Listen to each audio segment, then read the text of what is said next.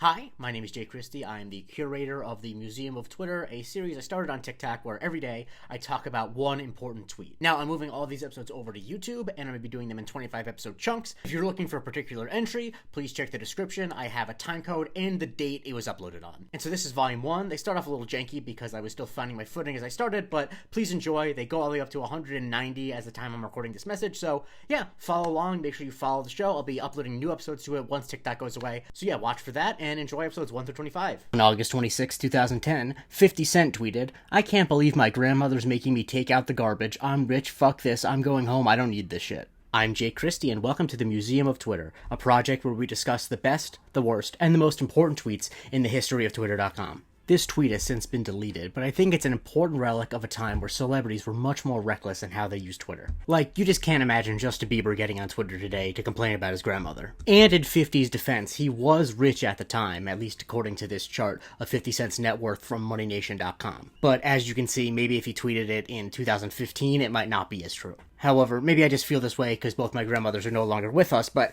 I feel like no matter how rich you are, you can help an old lady take her trash out. I mean, the woman's got cataracts, probably uses a cane, and only can have solid food 2 days a week, and you're gonna tell her that just because you made it into club, you're not gonna take out the trash? Come on, 50, you're better than that. But undeniably, I feel, as a historian in all things Twitter, this is a very important tweet. As you can tell from this screenshot, which was taken actually even a little bit before it got deleted, it has hundreds of thousands of retweets, hundreds of thousands of likes. It was a big deal at the time. It was a big deal up until it was deleted. In fact, there was actually a time where I was going to a movie screening that he was going to be at, and I considered printing it out and asking him to sign it, but I realized that probably was a bad idea and in poor taste, so I didn't do it. But this felt like a fitting entry to be the first entrant into my Museum of Twitter. On May 13th, 2011, @YourGirlATH tweeted, "A stack a month is actually 26K a year." This is the Museum of Twitter, the series where we go through the best, the worst, and the most important tweets in the history of Twitter.com. This is hardly the only tweet where someone's bad at math, but honestly it might be the most puzzling. Because for those who don't know,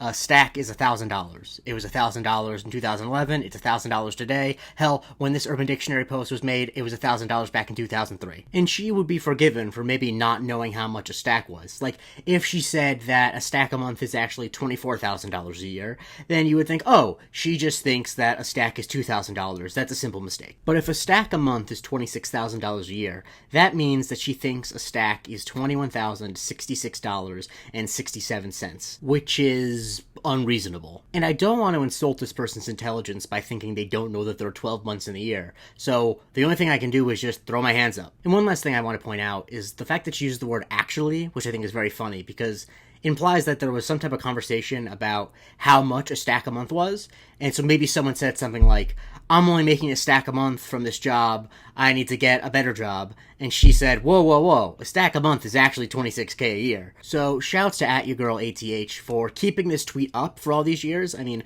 I don't really think it went super viral until maybe 2018, 2019, but she's had tens of thousands of people quote tweet her and call her stupid, and she's kept it up, so that's admirable. That's better than a lot of people you're going to see in this museum. See you next time with another tweet. On October 1st, 2019, Merman5 tweeted, "Me telling my story how I survived a plane crash and lived on a deserted island for a year.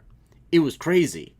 Friend who once got a text from me where I accidentally called the Grinch the grink. Was the grink there?" This is the Museum of Twitter, the series where I go through the best, the worst, and the most important tweets in the history of Twitter.com. 3 episodes in, and I figure it's time we cover an objectively good tweet. And this is great for a lot of reasons, but mostly because it's relatable. How many times have you tried to say something serious, but you accidentally texted the wrong thing, and that's all anyone can talk about? For example, I'm in a group chat where my brother tried to say Pearl Harbor, but accidentally said Pearl Harvard, and that was the name of the group chat for the next year. Basically, it is a universal human experience to not be let off the hook by your friends when you make a dumb typo. And this tweet has become a regular part of the lexicon of extremely online people. Was the grink there is now a response to any dumb typo. And the grink is kind of just like a word. Multiple people, I'm just showing you one, have tried to play grink in the New York Times spelling bee. And my personal favorite is that some extremely online college football fans referred to former USC defensive coordinator Alex Grinch as the grink. I very much want to thank Merman, aka Brent, for bringing this tweet into the world. It really has crystallized a phenomenon, like I said, that we all can relate to. Tune in next time as we talk about another bad, good, and or important tweet on the Museum of Twitter. On September 18th, 2020, Alexandra Lee Capps tweeted, "Just told my 10-year-old daughter about RBG. She had tears in her eyes. and then she did the Wakanda pose and said, Ruthkanda Forever, which is the sort of pop culture crossover that I can appreciate. This is the Museum of Twitter, the series where I go through the best, the worst, and the most important tweets in the history of Twitter. It was not a great day when Ruth Bader Ginsburg died. It was immediately pretty clear that conservatives were going to overturn a bunch of stuff, including Roe v. Wade, so the mood on Twitter was pretty dire, which is why this tweet was such a pick-me-up. There is a long tradition on Twitter.com of people logging on and saying that their small children said profound things. I don't want to cite any specific ones because I want to use them later in this series, but it's usually something like, my 3-year-old came up to me with tears in his eyes today and said, why do people suffer? But the thing that I've always struggled with this tweet is, what if her 10-year-old actually did do that? Because the unfortunate reality is, kids do pretty cringy things all the time. So I can live with that. But the thing I have trouble living with is her mother thinking that that's the sort of pop culture crossover that she can appreciate. Because the most vitally important question I need an answer to is, what the fuck is Ruthkanda Forever? Ruth Bader Ginsburg has nothing to do with Wakanda. And Black Panther wasn't even a new movie at the time. This was in September 2020, a full 2.5 years after it came out. My best guess is that it's because Chadwick Boseman died the month before, but that's not that much in common. They're just two people who died. If she had told her daughter that Chadwick Boseman had died and she did the Wakanda Forever pose and said Wakanda Forever, there'd be a little bit cringe because it's always a little cringe whenever a not black person does the pose, but it would be understandable. And I know a lot of people thought this whole scenario was fake because what kind of 10-year-old would cry over a Supreme Court justice dying? But once again, I think the type of 10-year-old that would cry over a Supreme Court justice dying is the type of 10-year-old whose mom thinks that Ruthkanda Forever is something notable. And this tweet is still referenced all the time. It's basically the shorthand for whenever anyone posts about their child saying something about politics. I generally like Elie Mystal, but when he tweeted that his kid said, quote, it's sad to watch a pack of lies beat a good person just because the good person can't speak after Biden's disastrous debate, he was correctly tagged with Ruthkanda allegations. Truthfully, I hope the Ruthkanda mother and her child are doing well. I feel like some of the vitriol towards them was unwarranted. There are worse things in the world of being cringe, but it is nice to have a shorthand for a very kind of common phenomenon on Twitter.com. Make sure you follow my page for more entries in the Museum of Twitter, and tune in next time. On May 30th, 2009, Drake tweeted, quote, if amazing was a young bitch, I'd be going to jail, 'cause I'm fucking amazing, end quote. Me. This is the Museum of Twitter, the show where I talk about the best, worst, and most important tweets in the history of Twitter.com. This tweet is awful, and for multiple reasons. Before I get to any of the obvious problematic aspects of it, it is just deeply stupid. I was one of those white kids who thought he was clever in middle school so he'd write his own raps, and this line is too stupid even for me. And who quotes themselves in a tweet? Obviously you said it. You're tweeting it. But now that the stylistic stuff's out of the way, let's talk about the substance. The fact that Drake, for some reason, unprompted by anyone, puts out a tweet where he says a line where he talks about having sex with someone underage. And if this was just a one-off thing with no context whatsoever, it'd be like, that was a weird thing for him to tweet, but sometimes people tweet dumb weird things. But as everyone now knows because of his beef with Kendrick Lamar, there are some weird things about Drake and his relationships with underage girls. And to be clear, I am not making any accusations of any crimes. I will not be sued for libel over a fucking TikTok. But the elephant in the room is that he had a weird relationship with Millie Bobby Brown when she was 14. I'm not going to go beat by beat, but suffice it to say, they took some photos together, but then she said that they texted every day about boys, and that she would text, I miss you, and he'd text, I miss you more, keeping in mind that she was 14 and he was 32. To emphasize the age difference, when Drake tweeted the tweet that I'm talking about, Millie Bobby Brown was 5 years old. And what the hell were they texting about? I'm only 28, and I have no fucking clue what I would text a 14-year-old girl about. That was just so creepy. And there are other weird things, he took this photo with a model who had just turned 18, even though they denied they were dating, but, this is weird. And when Kendrick had called him out for all of this, his response in his songs was one to say that he expected the Epstein angle, even though Kendrick had said Weinstein. But then also he said this line, which is, if I was fucking young girls, I promise I'd have been arrested. I'm way too famous for this shit you just suggested. What about the last 100 years of human civilization would make you think that being famous would make it more likely you get arrested for sex crimes? So as you can understand, this original tweet has become sort of a ground zero for the narrative about Drake having a weird thing with underage girls. And for my part, I've actually been doing jokes about Drake being creepy since even before the Kendrick Lamar beef, so I'm gonna pat myself on the back just a little bit. Follow the page for more and tune in next time as we talk about another tweet. On December 4th, 2019, Swingin' Party tweeted, Luke Skywalker did not wear black velvet and the Chanel boots to the Sarlacc pit just for J.J. Abrams to say that someone else is going to be the first gay in Star Wars.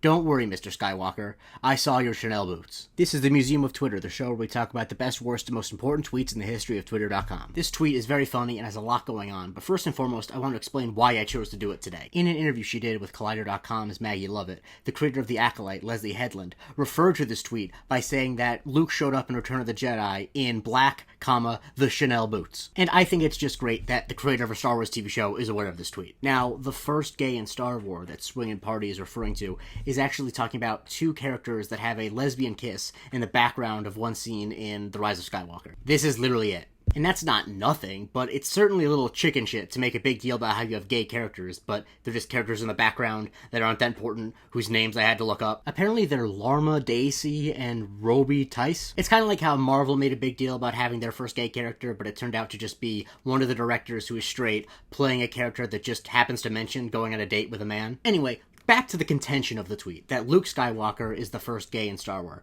Now, I am not a gay person, so I had to consult Michael Springthorpe, one of my best friends, who is both gay and a massive fan of Star Wars. So Luke Skywalker is most definitely gay, but the Chanel boots are just the tip, pun intended, of the iceberg.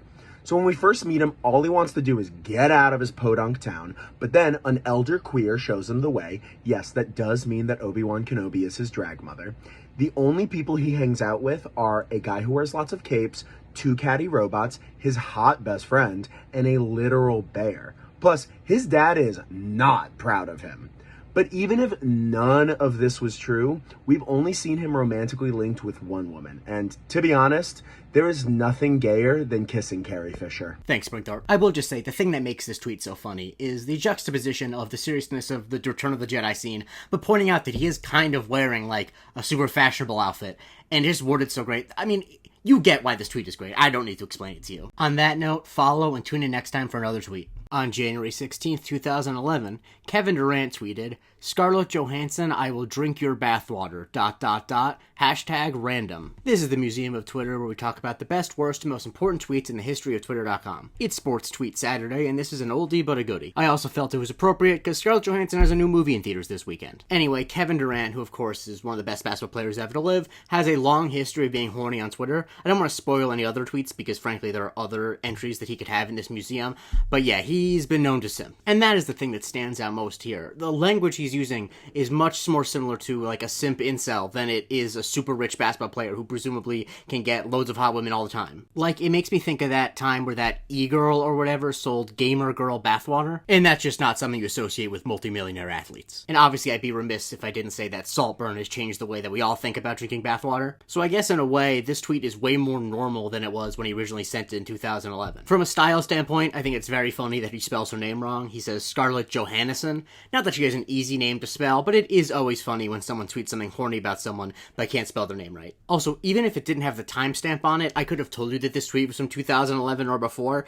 because people don't say #random anymore, and thank God. Like, obviously he's saying that it's just a random thought that popped into his head, but like, most tweets are random thoughts that pop into people's heads. And I'm guessing he was watching Iron Man 2 before he tweeted this, because these are the last 4 movies she was in before that tweet, and I have doubts that he was watching any of the other ones. Frankly, I have doubts that Scarlett Johansson has even seen The Spirit, and she's in it. So yeah, man, he was horny on Maine. Who can blame him? Scarlett Johansson's a beautiful woman. She was a beautiful woman in 2011. She's still a beautiful woman today. Colin Jost is a lucky man, etc., etc., etc. I did look up to see if Kevin Durant and Scarlett Johansson had ever met. I mean, they're both super famous people meet all the time, but they have not, which honestly is probably for the best. Like, it'll be funny from a content standpoint, but no one should have to spend time with someone who has publicly said they would drink their bathwater.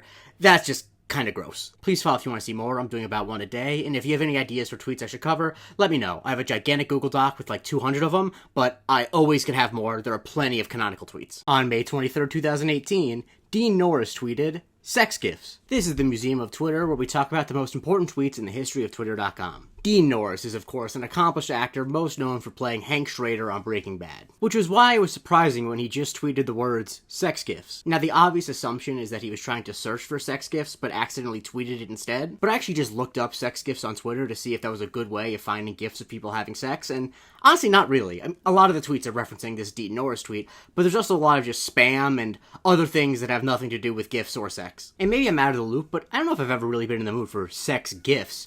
A GIF kind of feels like a weird way to consume sexual material. But to each their own. Surprisingly, Norris has not run away from this at all. In 2020, when he was guest starring on Better Call Saul, he tweeted that an Emmy nom would be better than sex gifs. By the way, he didn't get nominated for that Emmy, which is fucking rude. The tweet itself is widely referenced, mostly with people marveling that it's still up, like this tweet from Spencer Hall. But yeah, I really do respect that he's kept it up this whole time. Dean Norris seems like he rocks. I mean minerals. Jesus Christ, Marie. Hit me with a follow if you want to see more tweets, and go to my page and see my previous episodes. On February 19th, 2012, Dril tweeted, "Another day volunteering at the Betsy Ross Museum.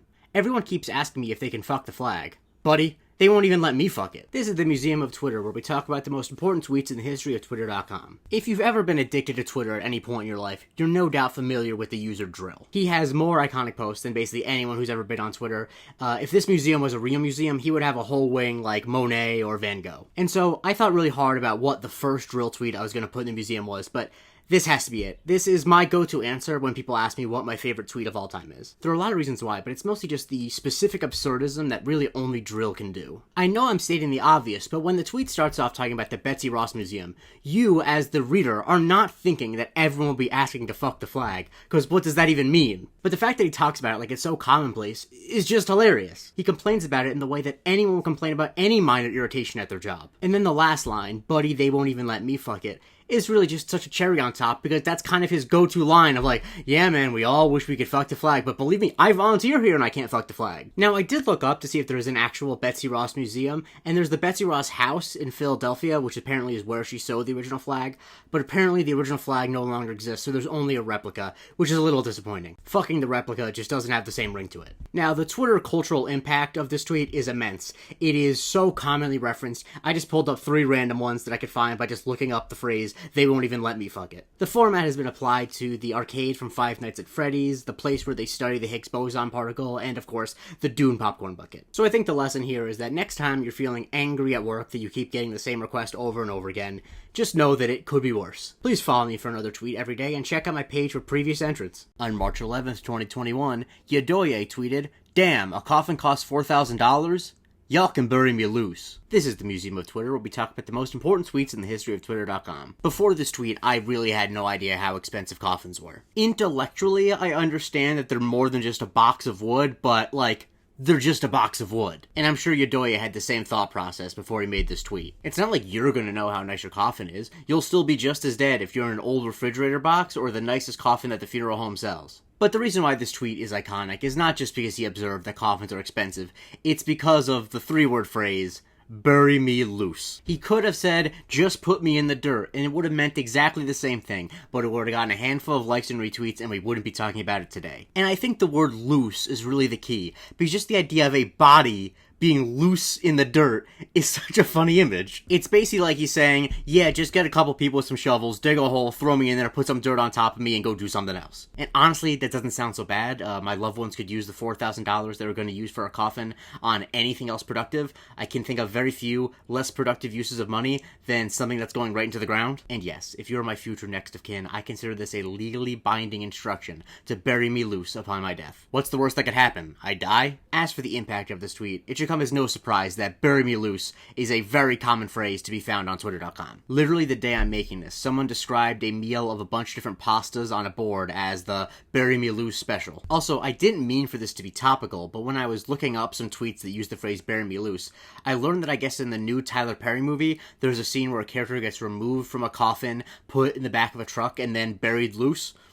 I don't know. Maybe Tyler Perry stole it from the tweet. It wouldn't be the first time he took credit for someone else's work. Please follow me and check out my page for all the previous entrants to the Museum of Twitter. On November 1st, 2020, JD Vance tweeted, "As a parent of young children and a nationalist who worries about America's low fertility, I can say with confidence that daylight savings time reduces fertility by at least 10%. This is the Museum of Twitter, the show where we talk about the most important tweets in the history of Twitter.com. I don't always plan to make these things topical, but when I was reminded that the man who now might be the future Vice President of the United States tweeted this, I had to do an episode on it. I had vaguely remembered it at the time. This, of course, was when J.D. Vance was just the guy who wrote that book that was being turned into the movie that both Amy Adams and Glenn Close were using to try to get their overdue Oscars? But it was thrust right back in my memory when right after his nomination was announced, AOC tweeted, "Does anyone else remember that JD Vance daylight savings tweet?" And as someone who lives in New York's 14th district, this made me feel so great. You want your representatives to be a reflection of you, and what's a reflection of me? Quite like asking, does anyone remember XYZ tweet? And I'm glad AOC brought it back to my attention because it is so weird. Because first and foremost, while caring about the national birth rate is not inherently creepy, when you have to preface it by saying that you are a parent to young children and a nationalist, it starts to sound pretty creepy. Because when you make it about fertility as opposed to downstream effects like labor participation, what you're really saying is Americans are not having enough unprotected sex. And that's just a little weird. And then we get to the part where this tweet gets personal, where he says that he can say with confidence that daylight savings time reduces fertility by at least 10%. What does he mean by with confidence? Because I think the way you have to interpret that part is that he's saying that him and his wife have 10% less sex during daylight savings time than during the rest of the year, which is something no one needs to know. And why is he blaming it on the time change at all? I really hope it's something simple, like since it gets darker later, he has less time to be alone with his wife, and not some crazy right-wing conspiracy like daylight savings time stops women from ovulating properly. I know that sounds far-fetched, but once they started blaming 5G for shit, I figure everything's on the table. And by the way, if we're going to change to any time permanently, we should change to daylight savings time. I understand it'll be dark in the mornings in December or whatever, but leaving work with it being dark out is the most demoralizing thing in the world, and anything we can do to prevent that, I'm in favor of. Also, I should note that on top of this tweet being weird, JD Vance is a truly odious human being who wants to do really bad things to the country, etc, etc, etc. Give me a follow for future tweets and go back to my page to see the previous entries. On November 24th, 2021, Bootleg Kenyatta tweeted, "Me after I take 17 Benadryl and start seeing the Hat Man." This is the Museum of Twitter, where we talk about the most important tweets in the history of Twitter.com. So this tweet is actually part of a larger conversation, so let's go through that. It started off with locally stupid tweeting, "You ever get so tired you start seeing spiders?" To which Bootleg and Yada responded, "Me after I take 17 Benadryl and start seeing the Hat Man." And locally stupid responds, "The who?" To which Bootleg and Yada responds, "Oh, this is not a safe space suddenly?" And obviously the reason this tweet is canonical is because of the Hat Man. More specifically, how he says the Hat Man, as if we're all supposed to know what that means. And while I mean no judgment to people who use drugs recreationally, it is funny just to come in and assume that everyone will know what you're talking about when you talk about taking 17 Benadryl. And I think that that's why the last line of the full conversation about this not being a safe space is also really funny, because if you think about it, the original poster just said that they started seeing spiders when they couldn't sleep, which is a fairly normal thing. So then to come in and be like, "Yep, when I'm taking 17 Benadryl, I see the Hat Man," that is like not the same conversation. And I want to be clear that this guy did not invent the concept of the Hat Man. People have been actually reporting seeing the Hat Man during sleep paralysis and other hallucinations since the early 2000s, it looks like. There's actually a website called the Hat Man Project where people report their experiences. There's not actually a scientific consensus as to why a lot of people hallucinate the Hat Man, but this isn't Psychology Today. Let's talk about the impact this tweet had. Like I said, while this guy did not invent the Hat Man, he certainly popularized it on Twitter. The Hat Man is just a common character to come up in tweets, especially when not sleeping or taking drugs is involved. Here are a couple I found just by searching the Hat Man over the past few days. Took 15 Benadryl, now the Hat Man trying to hit. Got so drunk I started seeing the Hat Man. Someone gave me 13 Benadryl. The Hat Man gave me a recipe for clearing out sinus, but I forgot it. So while I cannot condone overdosing on Benadryl, I am very glad that this tweet exists because it gave us a great character in the annals of Twitter. Please follow and check out my page for previous entrants. On July 19th, 2019, Jody tweeted, "Biggie was fat. Tupac was a rapist. XXX beat women.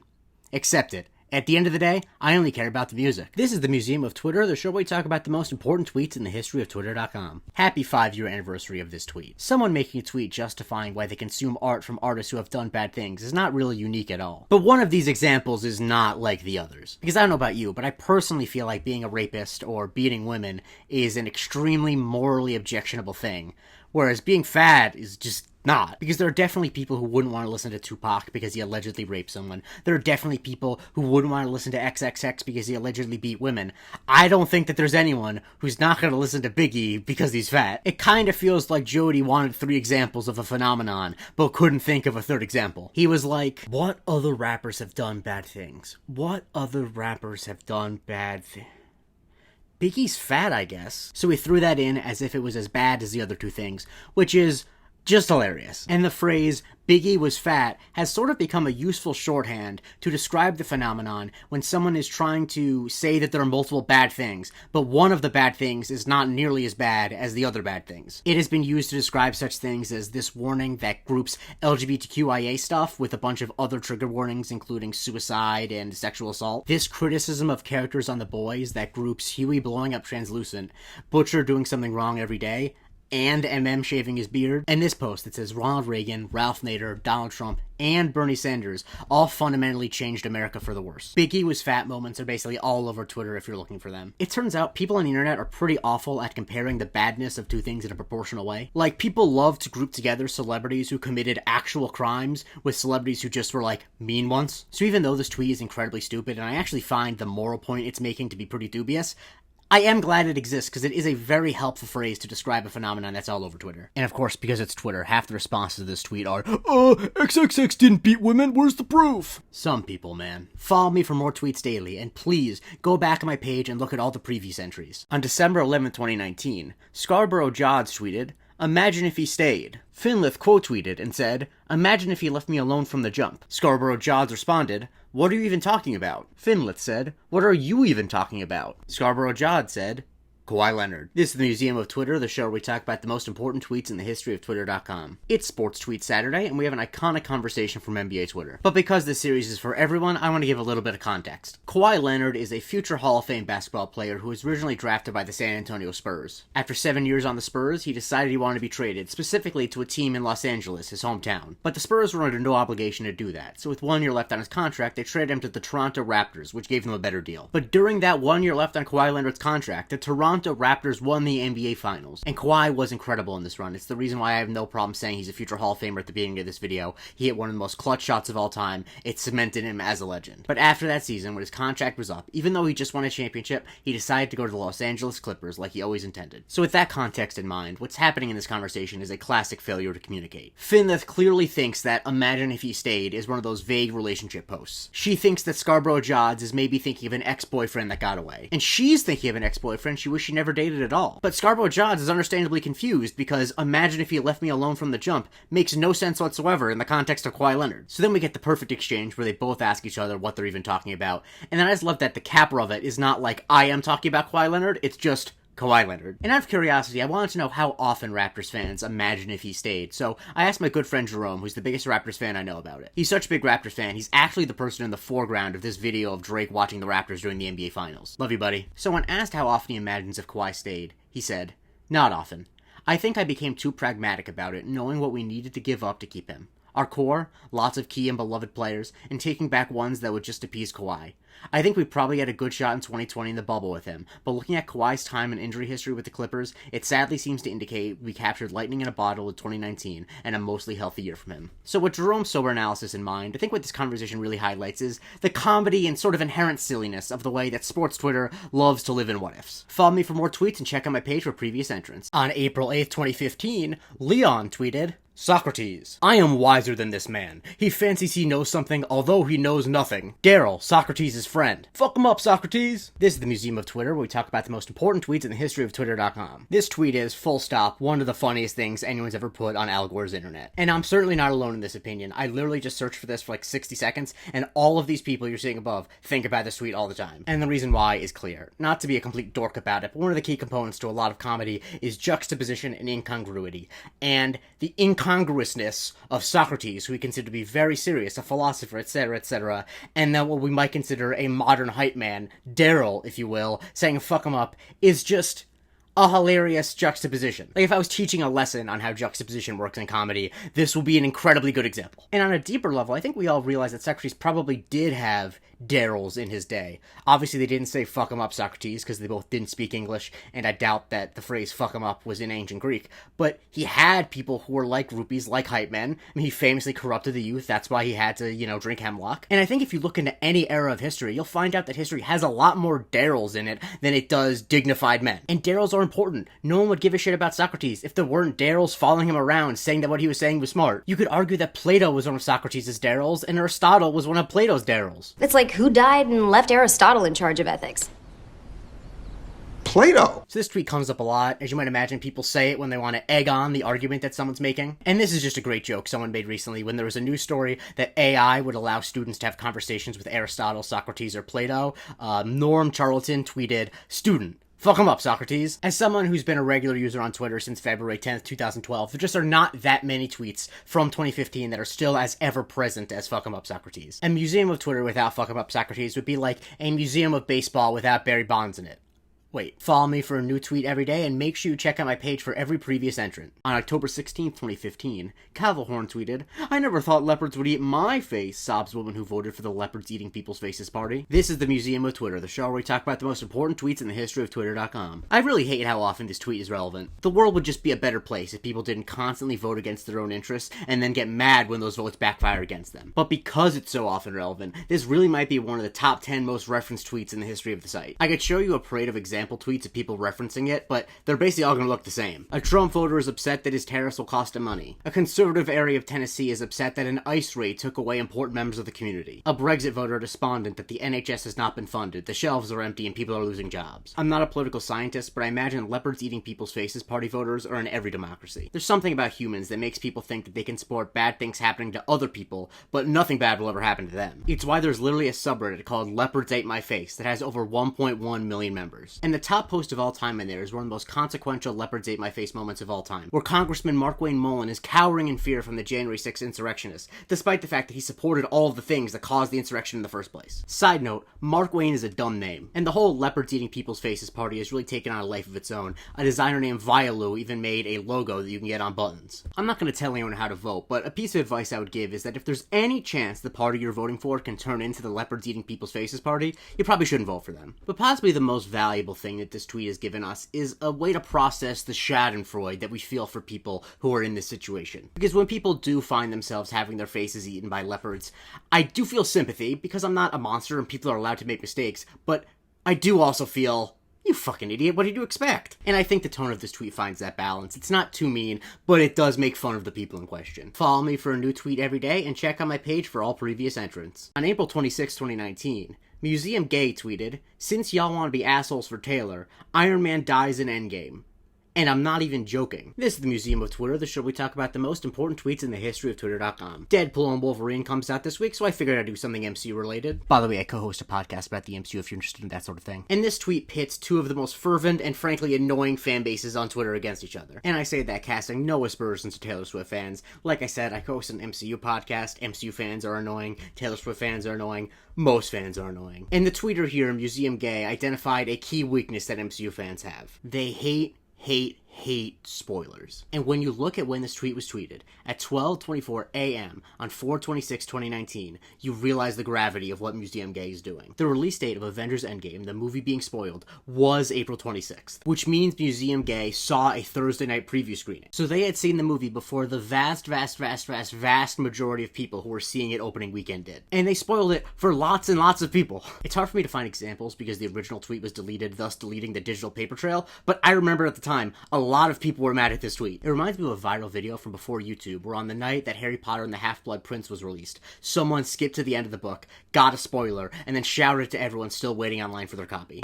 Snape kills Dumbledore! And if you're wondering what Museum Gay was referring to when they said that y'all want to be assholes for Taylor, and I think they meant to Taylor, but whatever. April 26th was also the release date for the music video of Taylor Swift's Me featuring Brendan Urie. I don't remember this happening specifically, but if it's people being mean about Taylor Swift on the internet, it's a day that ends in Y. And if you're wondering if I, someone who cares about the MCU, am mad about this tweet, the answer is absolutely not. I'm not an idiot. I saw the movie in Thursday previews to avoid spoilers. I've been avoiding spoilers on Twitter since some of y'all were in elementary school. It's gonna take more than an angry Swiftie to spoil something for me. Follow me for a new tweet every single day, and go to my page to see the previous entrants. On May 31st, 2017, Donald Trump tweeted, "Despite the constant negative press Covfefe, this is the Museum of Twitter, the show where we talk about the most important tweets in the history of Twitter.com. You knew it was coming at some point. You could even make the argument that doing 17 entries before getting to Covfefe is a little dishonest. Because I have a distinct memory of this tweet being tweeted, and everyone in the world looking at it and saying, what? In hindsight, it's really insane how an obvious typo caused a lot of people to completely lose their minds. Most of all, Donald Trump himself, who just a few hours later tweeted, "Who can figure out the true meaning of Covfefe? Enjoy." And then he had Sean Spicer. No, that's Melissa McCarthy. Yeah. he had Sean Spicer go out and insist that Covfefe was not a typo. Which, like, of course it was a typo. He obviously meant to say press coverage. Maybe it's because my mom always uses voice to text in the family group chat, so I have to decipher a lot of crazy typos, but at no moment did I think he meant anything but press coverage. Which is why, to be perfectly honest, I'm not really sure why this took on the life of its own that it did. I think the best explanation is to look at exactly when this was tweeted. This was just over 4 months into the Trump administration, when a lot of people, understandably, were freaking out. And I think there was a desire among many liberals, particularly the type of liberals that are active on Twitter, to have a silver bullet, a thing that was going to take Trump down. And so they jumped on Covfefe because it was such an obviously silly thing that everyone could agree was silly. But that's just it. It was silly. It was not a thing that was ever going to do actual damage to him. What it led to was a series of jokes that, and I hate to editorialize, were all unfunny. Like, come on, Hillary Clinton saying that Covfefe has a hidden message for the Russians is just lame. But at least Hillary said that right after the Covfefe tweet. It was months later, when Trump had accidentally called Namibia Nambia, that Bill Maher, the unfunny hack that he is, said that the capital of Nambia was Covfefe. Of course, I'm not the target audience for these jokes. The target audience for these jokes is 50-something liberal moms who get a coffee mug that says, "But first, Covfefe." And for the record, God bless those moms. They have the mandate from heaven and they will save us from fascism. And to conclude, I think the notable thing here is the fact that he denied it was a typo to begin with. It's likely the most stark example of how Trump was literally unable to ever admit he made a mistake. Because we've all made typos. It's such a bizarre thing to lie about. Like, just imagine that your friend made a typo in a group chat, and then when you said, "Hey, was that a typo?" they said, "No, it actually was a secret message, and I'm not going to tell you what I meant."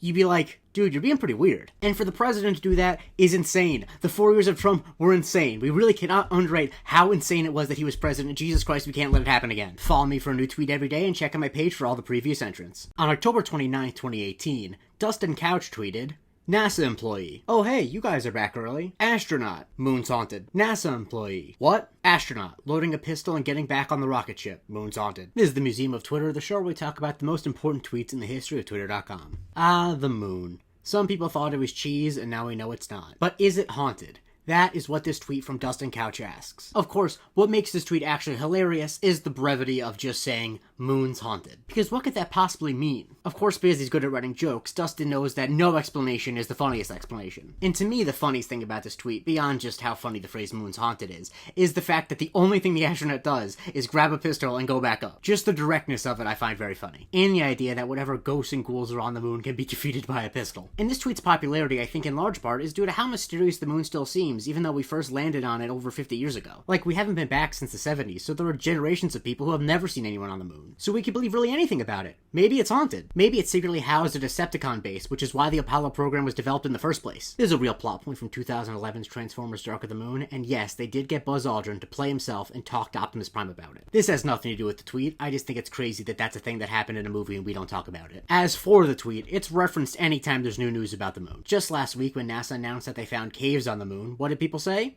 Moon's haunted. When an instrument showed that the moon has high levels of radiation, people said, "Moon's haunted." And when a prototype revolver given to Soviet cosmonauts went viral on Twitter, what was the explanation people gave? Moon's haunted. It can't be underrated how funny it is to say that the moon is haunted. Some of these tweets, I can give a 10-minute long dissertation on why they're popular, and sometimes it's just, that's a funny thing to say. Follow me for a new tweet every day and check out my page for all previous entrants. On September 1st, 2019, Dave Can't Sing tweeted, "There should be an Olympics where athletes can take as many drugs as they want. Like, fuck it. Let's see how high humans can really jump." This is the Museum of Twitter, the show where we talk about the most important tweets in the history of Twitter.com. Obviously, I'm covering this tweet because today is the beginning of the 2024 Summer Olympics. I mean, I could wait 4 years, but we could easily get hit by a meteor before then, so let's do it now. As you can see from the numbers below the tweet, this tweet was incredibly popular because it's a thought that I think a lot of us have had. Because yes, we tune into the Olympics because it's a fair competition, but we also tune in to see some really cool shit. Like, I agree with this quote tweet. I also would like to see a shot put launched into the sun. And if that can't be achieved with a balanced diet, hard work, and Midwestern values, them's the breaks. And I think I feel this way specifically because I came of sports watching age during the steroid era in baseball. And there are really two types of people when it comes to the steroid era. There are people who acknowledge that even though there was cheating, it was really fun to see people hit 50, 60, 70 home runs a year, and it made baseball a much more exciting sport. And the other group is a bunch of dorks that can shut the fuck up. I'm sorry, man, the integrity of the game means a lot less to me than seeing some balls hit in McCovey Cove. So needless to say, I am pro Dave's idea. The only thing that gives me pause is that creepy right-wing billionaire Peter Thiel also likes this idea, but sometimes you have strange bedfellows. And I'll leave my opinion at that, because Lord knows he likes to sue people. A very common joke people made in response to Dave's original tweet was to say that that's just the regular Olympics. Which is honestly completely fair. Not only do individual athletes dope all the time, the entire nation of Russia was banned for 4 years because they had a whole doping program. With that being said, it is still fun to imagine someone injecting themselves with amphetamines meant for horses and running like a 1.5 minute mile. You say it's impossible, but we won't know until someone tries it. Make sure you follow me for a new tweet every single day and go back on my page to see all the previous entrants. On May 17th, 2021, Matt Tomic tweeted, "Every time I see an Angels highlight, it's like Mike Trout hit 3 home runs and raised his average to 528, while Shohei Ohtani did something that hasn't been done since Tungsten Arm O'Doyle of the 1921 Akron Groomsmen, as the Tigers defeated the Angels 8-3. This is the Museum of Twitter, the show where we talk about the most important tweets in the history of Twitter.com. It's Sports Tweet Saturday, and we're talking about one of the most influential tweets in the history of baseball Twitter. Like, this tweet is so influential, the New York Times has written about it, USA Today has written about it, there was a Wikipedia page about it. I'll get to it. For non-baseball fans, there's only a couple things you need to know in order to get this tweet. 1. Mike Trout is one of the best baseball players of all time. 2. Shohei Ohtani is even better than him. And 3. When they both played together on the Angels lost all the fucking time. I won't even bore you with specific statistics. Just understand that Mike Trout has 3 MVPs. Shohei Ohtani has 2 MVPs. Those 5 MVPs were all won for the Angels. And during the 6 seasons they played on the same team, they never had a winning percentage over 500. Like, I'm a fucking Mets fan, and the Mets had multiple winning records during that time. And not to downplay Mike Trout's greatness, but the reason this tweet took on a life of its own, because of how often, in the past few years, Shohei Ohtani has been doing things that no one has done basically in any of our lifetimes. Because for multiple years he was on the Angels, he was literally one of the best hitters in baseball and one of the best pitchers in baseball. It's literally like if Tom Brady, at the height of his greatness, was also one of the best linebackers in football. And the thing that's most accurate about this tweet is that the things Shohei was doing were things that literally had not been done since the 20s. Like, the last time a pitcher was as feared a hitter as Shohei is was Babe Ruth, a man who died in 1948. And so you would often get headlines like the one described in this tweet. The only thing that's really a joke is the name Tungsten Arm O'Doyle, which, for the record, is a very funny name. And if you look at the nicknames of some players from back in the day, it's not that unusual. And the Akron Groomsmen is not that crazy either. Anyway, here are just 3 examples of the Angels and Shohei Ohtani doing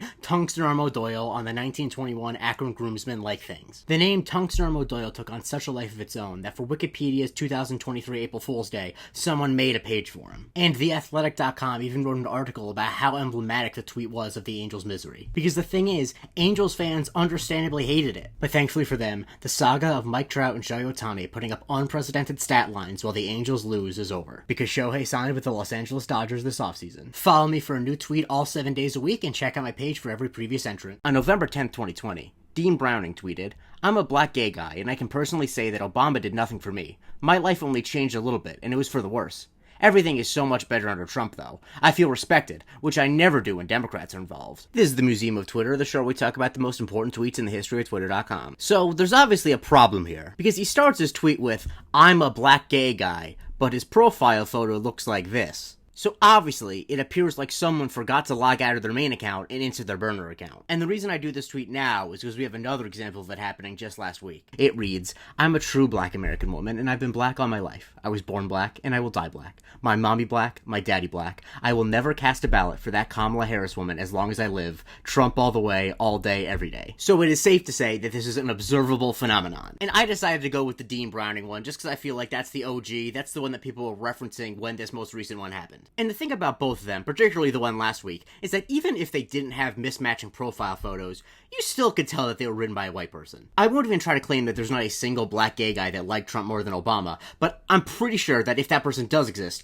they don't start their sentence off with, "I'm a black gay guy and I can personally say yada yada yada." That's what a white person, inventing this person in order to bolster their argument, would say. And as for the more recent one, as many of the black people I follow on Twitter pointed out, no black person would ever say, "My mommy black, my daddy black." The only person who would say that is a white person that thinks African-American vernacular English is just worse English. But back to the Dean Browning tweet, which actually is a bit juicier of a story than just one person forgetting to change accounts. I'm going to be relying on pieces from USA Today and Vox for this bit. So basically, Dean Browning is not just some dude. He actually is a former county executive for Lehigh County, Pennsylvania, that had recently just lost the Republican primary for Pennsylvania's 7th District. So this is a real politician's account that this is coming from. And so he was asked what was going on with this tweet, and he said, and I quote, "Regarding the tweet that is going viral from my account, I was quoting a message that I received earlier this week from a follower. Sorry if context was not clear. Trump received record minority votes and record LGBTQ votes. Many people won't say vocally, but do in private." So obviously I have no concrete proof of this, but that's obviously bullshit. And everyone else agreed, and someone actually identified an account that they thought might have been Dean Browning's burner account.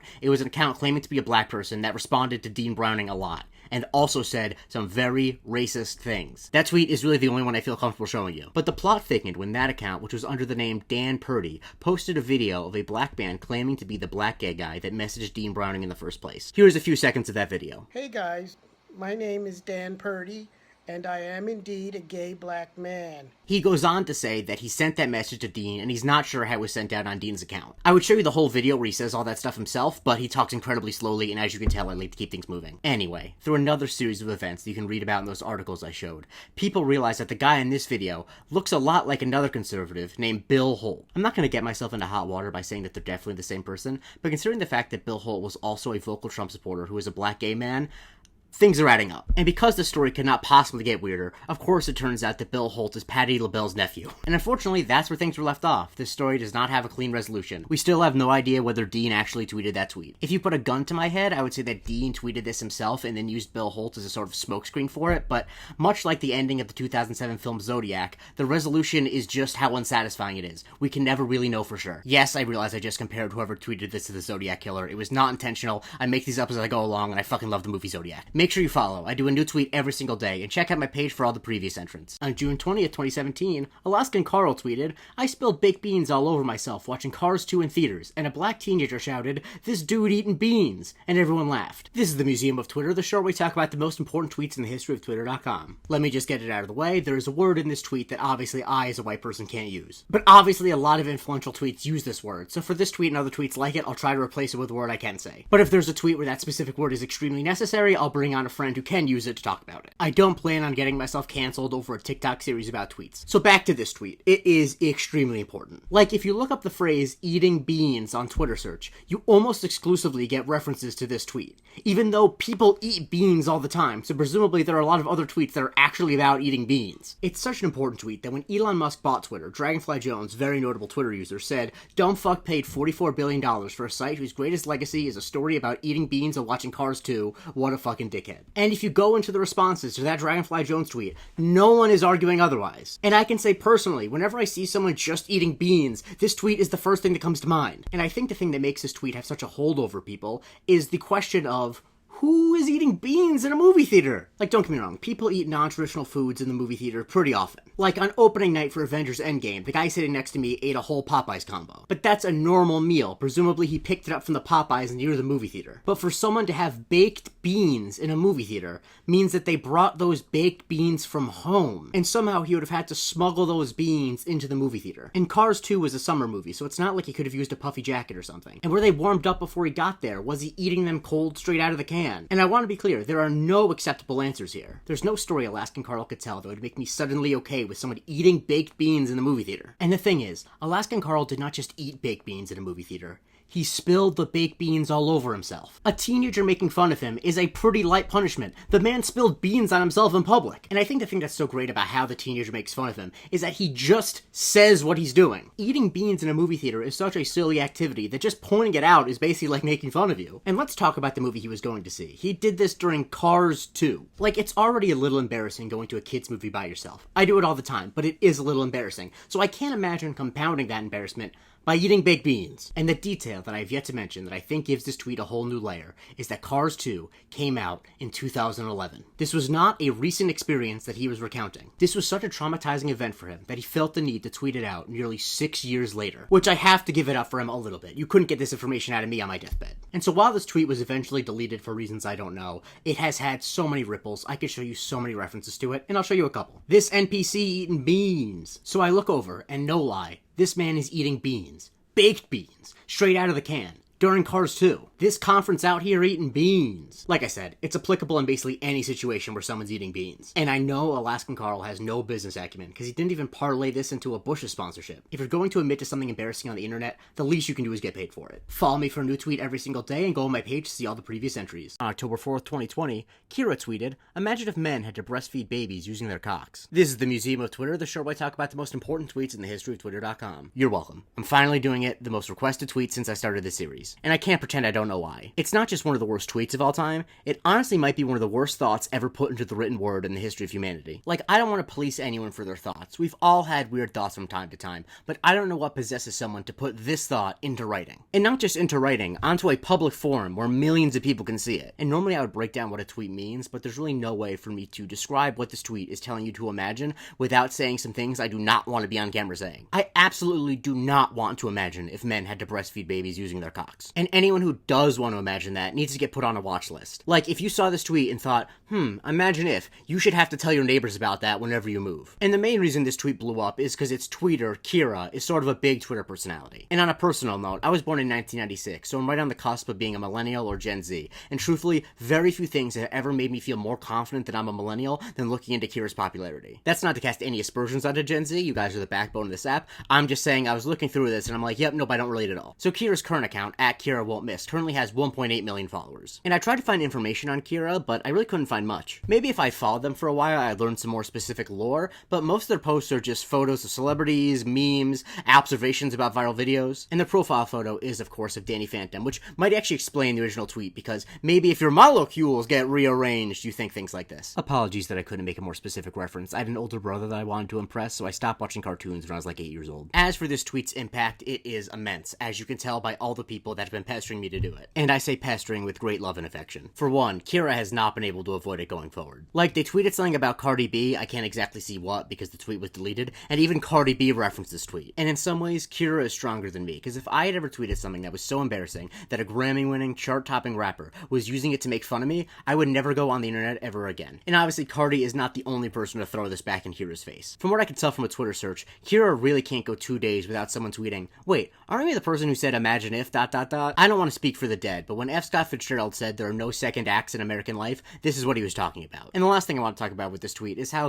this tweet has been deleted basically works as a punchline. I've seen some people speculate that this tweet is what got Kira's original account banned, but I haven't seen any evidence for that. It really does just seem like Kira realized, wait, I probably shouldn't have tweeted this. That moment of panic is something that's very funny for me to imagine, like, oh my god, did I really just hit send? Because there's a really great sweet spot in the Venn diagram of someone who would be stupid enough to tweet this, and someone who would have the wherewithal to say, wait, I shouldn't have tweeted that. And once again, I apologize that I'm not really engaging with exactly what the tweet is saying, but I also don't want to be on a watch list. Some of us don't have the luxury of our online identities being Danny Phantom. Follow me for a new tweet every single day and check out my page for all the previous entries. On May 26, 2015, Stephen A. Smith tweeted, "Take a look, y'all. img4346.jpg. This is the Museum of Twitter, the show where we talk about the most important tweets in the history of Twitter.com. I thought about saving this for a sports tweet Saturday, but this tweet transcends sports. It transcends all parts of culture. Whenever there is a broken link to a photo or a video, it is appropriate to say, take a look, y'all." For a quick bit of context for non-sports fans, Stephen A. Smith is a sports commentator, radio host, analyst who works for ESPN. I tried to find the origin of this comparison, but didn't have any luck, but someone once described him as Wendy Williams for straight men. He's extremely memeable, like this clip I'm sure you've seen. His very first move as the executive was to sign Lamar Odom, who was on crack! And I'm positive this is not the only time we'll discuss him on this show. So what's going on with this tweet? The obvious answer is that Stephen A. was trying to post a photo, but thought if he just copied and pasted the file name of the photo, it would post. Now, anyone who's even a little bit computer savvy knows that that's not how the internet works, but Stephen A. is a journalist in his 50s. He doesn't know how the internet works. In fact, years later, the Pardon My Take guys asked him about this tweet, and here's a snippet of what he had to say. Because I don't know that shit. You know? But I mean, I still don't know how to, I know how to write a message or a tweet or whatever, but all of that other stuff, I don't know that shit. And so while the explanation's pretty anticlimactic, I think what has given this tweet such staying power is the specific wording of it. Like, just the idea of saying, take a look, y'all, but then nothing coming up is funny. And so like I said, take a look, y'all, and IMG4346 have become synonymous with links not working. Here are a few examples from just the last few weeks, like this one where someone's trying to show highlights of an NBA player, but of course the video link they're using isn't working. I'm not really sure what this photo was supposed to be, but one at a time, boys, is an incredibly funny thing to say and then not have a link work. And this one is probably my favorite. It's just such a perfect comedy juxtaposition to have a caption like,